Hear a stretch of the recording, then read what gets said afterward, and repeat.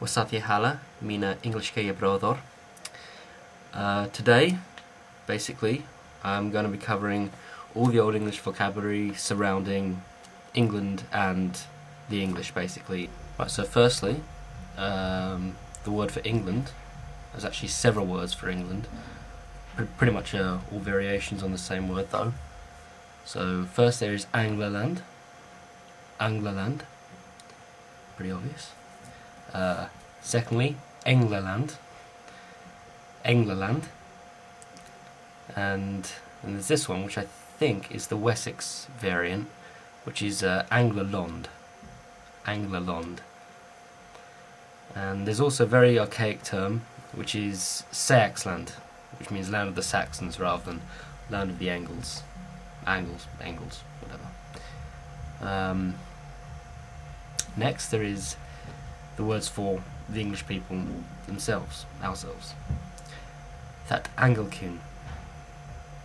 That Anglican, which is literally means the English kin. I'm not actually sure it's pronounced like that, because the Y in Old English can either be pronounced U or E or I. So it could either be that Anglican or that Anglican. And seeing as it's kin in modern English, I'd probably go with it being pronounced that Anglican, but don't quote me on that. Next there is Ser Angletheod. Ser Angletheod, which is literally the English tribe or the English nation. That Anglefolk. That Anglefolk, which is the English people or the English folk. Ser Angelsprach, which is the Old English language. It could also be pronounced Ser Angelsprach if you're talking later period, but migration period, which is the period I'm trying to teach, is Ser Angelsprach. Next there are the two adjectives for the word English, and they're quite simple. They are Englischk or Anglischk. Englischk, Anglischk. Now one thing you've got to remember is it's never English. It's never pronounced English. It's Englischk or Anglischk. It's not an I sound, it's an E sound. Englischk, Anglischk. Ser Angelkönig. Ser Angelkönig, which is the king of the English. The Anglewitan. The Anglewitan. That's plural and it means the English councillors, and I guess you could translate it as government today. But bearing in mind that Witan means wise men, and thus the Anglewitan is the English wise men, I don't think you'd apply it to our government today. They're not what you call wise. Then there are the words for the Saxons and the Jutes. Eoten. Eoten is a Jute. Eotenas would be Jutes plural. Eotenishk is Jutish. Saxon is a Saxon. Saxisk is Saxonic. It's the adjective of Saxon. I don't know how you'd say that in modern English. Now for the words for English symbols. Sehuita Draka. Sehuita Draka, which is the white dragon. And Sehuitwulf. Sehuitwulf, which is the white wolf.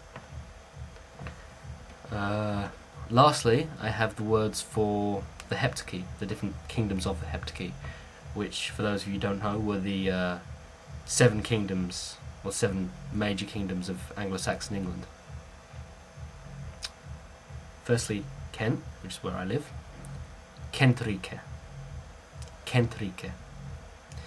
Now, actually, I should point out at this point that the word for a kingdom is Rike, but later period, sort of 1066 time, it would be pronounced Riche, but like I said, migration period would be Rike. So Kentrike is Kent. West Saxonrike is Wessex. Est Anglarike is East Anglia. Mjärknarike is Mercia. I've also found the adjective form for Mercia, which is mierkisk. So if you're from Mercia, or what today is the Midlands, you say ik on mierkisk. Ik on mierkisk. I am Mercian. Then there's Northern Humbra, which is Northumbria. The adjective form of which is Northern Humbrisk, which is Northumbrian. Soothsaxnerike, which is Sussex, and finally Eastsaxnerike. And that's about it for this time. I had an idea, because I don't really know what to do in these lessons anymore, like what subject, so if there's any Old English vocabulary you want to learn, any specific part of the grammar, or just anything, put it in the comments and I'll make it on that, because I'm kind of running out of ideas. The next one will be on pubs, I think, and drinking, very important to the English. So yeah, wassadia hala.